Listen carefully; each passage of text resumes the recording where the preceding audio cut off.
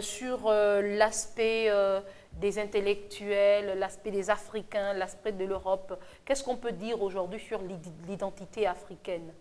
Il y a eu des courants que nous avons connus lors des indépendances, le courant de la négritude, qui a été critiqué par la tigritude, et puis il y a eu le courant auquel moi j'appartiens, c'est le courant diopien, Cheikh Anta Diop. Ceux qui disent que l'Afrique est à l'origine de la civilisation mondiale, que la plupart des grands inventeurs ou découvreurs grecs, mais venaient simplement apprendre en Égypte. Et eux-mêmes, dans leurs textes anciens, reconnaissent que les prêtres magiciens égyptiens, qui les formaient dans les temples, étaient des Noirs. Ah oui. La mélanine noire. Bien. Mais l'Europe... Il a d'ailleurs prouvé, de la première à la 13e il a fait une démonstration... était bel et bien noir. Des pharaons noirs. Il a fait une démonstration magistrale qui n'a jamais été contestée. Il a fait lors du sommet du Caire en 1973.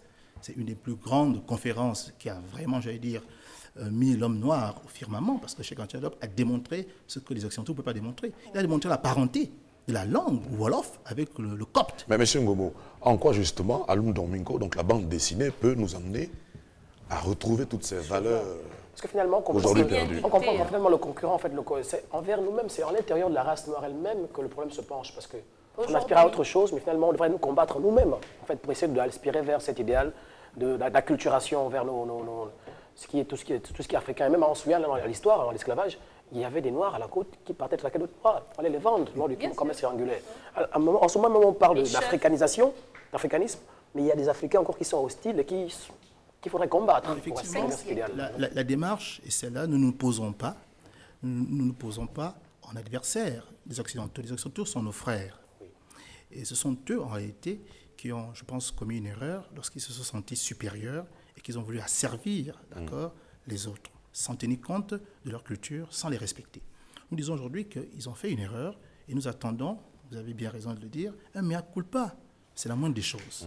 De la même manière que le président Willy Brandt est parti se prosterner en Israël, Willy Brandt qui a contesté, qui a critiqué le pouvoir hitlérien.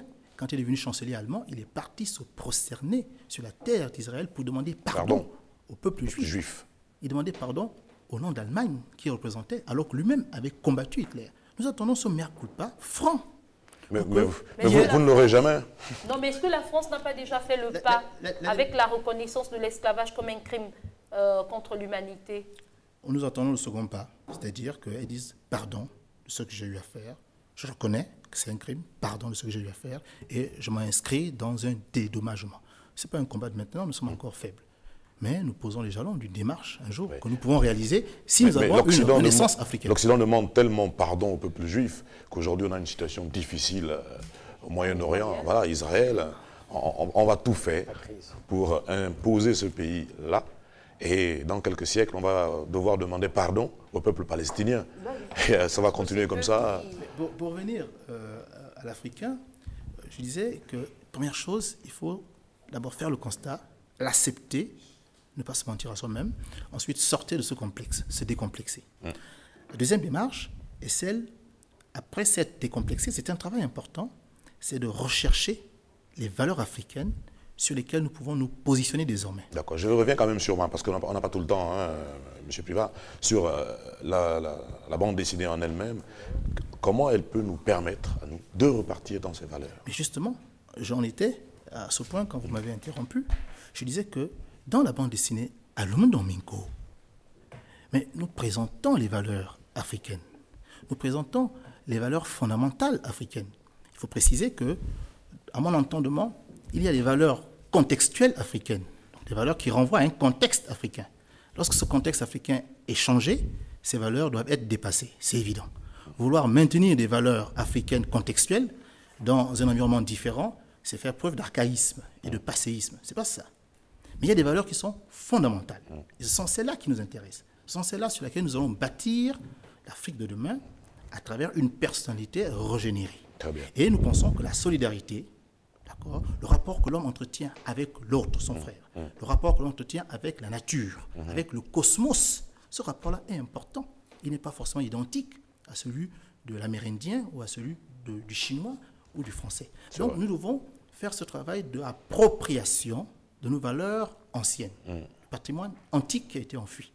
Quand nous aurons fait ce travail d'appropriation, alors nous aurons le socle, nous aurons le matériau, nous aurons la base culturelle. Et nous pourrons maintenant nous affirmer en disant, je comprends la société occidentale, voici ses références. Voilà. Mais moi, en tant qu'Africain, voici mes références. Maintenant, nous discutons. Voilà. Nous discutons d'égal à égal. Un homme complexé, qui a le sentiment d'être inférieur, ne peut pas discuter d'égal à égal avec son vis-à-vis. C'est clair. Il a toujours le sentiment qu'il doit baisser la tête, courber les chines pour avoir ce qu'il souhaite. Un homme qui n'a rien à craindre, qui s'affirme naturellement, dira, je comprends votre position, elle est parfaitement raisonnable, il se trouve que je ne la partage pas. Voilà. Et parce que je ne la partage pas, je m'appuie sur d'autres référents, sur d'autres éléments, peut-être que vous ne comprenez pas. Asseyons-nous, discutons. Voilà. Et c'est ça peut-être qui justifie le prix Oui. de cette... Alors, c'est toute la valeur. lorsque mes frères gabonais disent, oui, M. Ngomo, le prix est trop cher. C'est pas à cause du nombre de pages, non? Bon, Le volume, je veux dire, nous leur disons que... Ouais, mais il vaut mieux avoir 6 belles pages que d'avoir 1000 qui n'ont rien dedans. C'est quand même le prix d'un casier, hein, les gars. La culture, On se connaît. nous leur disons que la culture, elle est qualitative. Elle est qualitative. Et ce qui reste de la culture, justement, c'est le substratum, ce qui a de l'importance. Donc dégager de tous les éléments annexes qui ne sont pas importants. La quantité, c'est tout ce qui est. Mais maintenant, il faut les trier.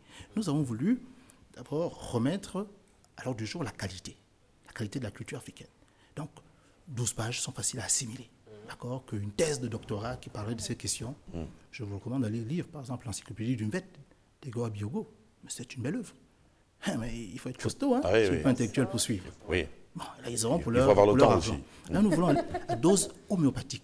On s'adresse aux enfants, il faut qu'ils ingurgitent doucement. Maintenant, pour être relativement sur la question franc et honnête avec le public, donc avec ceux qui sont censés acheter, d'accord, notre bande dessinée. Nous disons qu'il y a véritablement 4 raisons importantes qui justifient le prix de 5 000 francs. La première raison, c'est que nous considérons que ce complexe de la négo-infériorité demeure, existe. Tant qu'on n'a pas fait, j'allais dire, cette autopsychanalyse, le complexe demeure. Ce complexe qui nous amène, quand il s'agit d'un prix proposé par un Français, un Syrien, un Américain, un Japonais, disons un Occidental, pour simplifier, on ne discute pas le prix. Si on a le montant pour acheter, on paye. Si on n'a pas, on ne paye pas. Mais on ne discute pas le prix. Mais quand c'est l'Africain qui propose, d'accord, comme on déprécie l'Africain, on déprécie le produit et donc on veut faire baisser le prix. Mais M. Ngomo, ce n'est peut-être pas dans le cadre de dépréciation. Ça peut aussi rejoindre les moyens, ça peut aussi rejoindre le statut, ça peut aussi rejoindre le taux d'alphabet. Enfin, les personnes qui sont invitées à lire cette œuvre, ce n'est pas forcément déprécié dans la qualité ou bien dans le combat qui est le vôtre, non? Bon, c'est un aspect que je comprends pas. C'est une envie. Ils ont bien envie de lire, mais c'est un peu cher. Mais nous disons que, ces jeunes-là, en réalité... Parce qu'une œuvre occidentale, ils regardent, c'est trop cher, ils ne lisent pas. Ils n'appellent même pas l'auteur blanc pour dire que c'est trop cher. Ils s'en plaignent pas, en fait. Ils s'en tapent, quoi, à la fin. Mais là, ils veulent. Voilà. Si vous interpellent, c'est parce que, malgré tout, ils veulent la lire, cette œuvre. Bon, mais là, nous entrons dans la deuxième raison, c'est-à-dire la raison artistique. Vous savez, ce sont des artistes qui ont travaillé. D'accord? Or, regardez, nos artistes qui sortent de l'ENAM, quel destin on leur propose? Soit ils sont au ministère de la Culture, je ne dis pas que c'est avilissant, soit ils sont, par exemple, à l'Éducation nationale pour donner des cours de dessin, soit quand ils ont quelques petites bricoles au quartier, vous allez voir de superbes portraits sur les salons de coiffure. Ils vivent au lance-pierre, d'accord? Alors qu'ils ont un talent, ils ont un talent. Nous disons, nous valorisons avec la bande dessinée, d'accord, ces différents artistes. Nous entretenons avec eux de très bons rapports et nous mettons en place des conventions, des contrats. Et nous payons. D'accord? Nous augmentons le pouvoir d'achat de ces artistes. Et quand leur œuvre apparaît sur le marché, on reconnaît la qualité. Et c'est comme ça qu'on va leur conférer une respectabilité, une notoriété. Ce n'est pas gratuit. Bien. Mais pourtant, nous sommes en train de le faire. Vous savez, en Occident, il y a une grande famille italienne qui a vraiment donné un sens formidable à la culture, à l'art. C'est la famille des Médicis, de Florence. Sous le règne des Médicis, on a vu éclore des talents italiens du plus grand génie. Bon, tout le monde n'est pas sensible, tout le monde n'est pas mécène. Mais nous sommes en train, nous, de voir dans quelle mesure les artistes gabonais qui sont là, qui sommeillent, qui vivotent, d'accord, qui survivent, peuvent, à travers un contrat avec DN Edition, faire des œuvres, parce que le patrimoine ne manque pas, vous en convenez avec moi. Les mythes, les légendes, les contes de toutes les cultures du Gabon, c'est une matière première incommensurable.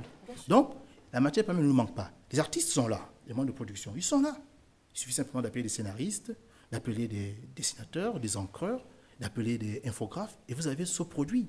Aujourd'hui sur le Vette, demain sur l'épopée hollandais, après-demain sur Yonda Makita, ou alors sur le Gré Rongo, ou l'origine du Buiti, l'origine du Njobi, voilà. Ainsi de suite. Ouais. Et ça coûte ce que ça coûte. Exactement. Pour gagner, du temps, monsieur. Quand le Gabon comprend, quand les Gabonais comprendront quand même que c'est un travail culturel que nous mettons également à la disposition. Voici une autre valeur que l'Occident nous a imprégnée.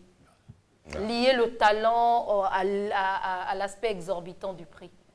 Non, moi je pense Parce pas. que généralement dans nos cultures, le talent ne se lisait pas à la qualité de l'argent qu'on donne. Parce que la notion, on connaissait, la notion d'argent n'était la pas notion, encore intégrée. voilà. Mais c'est justement une valeur de l'Occident. Nous sommes en train de dire, ah non, ne dites pas ça. Ne dites pas ça, l'argent n'est pas une valeur de l'Occident. La monnaie d'échange existe dans les différents peuples. Mais pas avec de l'argent. Oui, pas l'espèce d'argent. Pas l'espèce. C'est les objets, peut-être. Oui, Vous avez des barres d'accord. de fer. Ce sont des objets. Chez nous les fonds, nous avons ce qu'on appelle qui avaient des valeurs. Voilà. C'était des barres de fer au départ. Vous avez aussi des lingots d'or. Vous avez des pièces. D'accord, ça a évolué. D'accord. Donc aujourd'hui c'est électronique. Donc il y a une évolution. Mais la notion de troc. Mais l'électronique, c'est pas bien pour les braqueurs. Je suis d'accord. C'est parce que nous sommes encore au début de l'ère de la cybernétique, au début de l'ère de la monétique. Dans 100 ans, vous allez voir, ce sera bien cadenassé.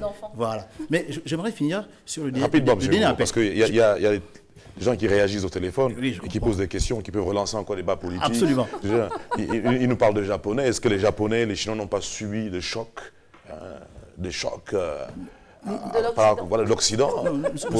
Nous sommes en train de dire que nous devons assumer. D'accord. Une différence, c'est que la Chine, c'est une nation.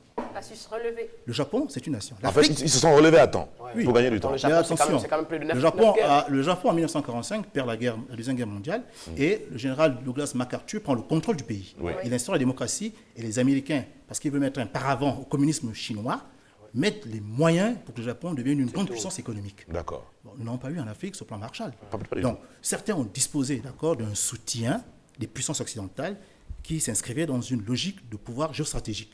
Bon, l'Afrique n'a pas eu cela. Bien au contraire, elle a été exploitée, elle a été mise en chasse gardée et on a continué, et on le fait encore, à exploiter ses richesses. Donc, voilà. on peut avoir ce débat. L'état de dépendance.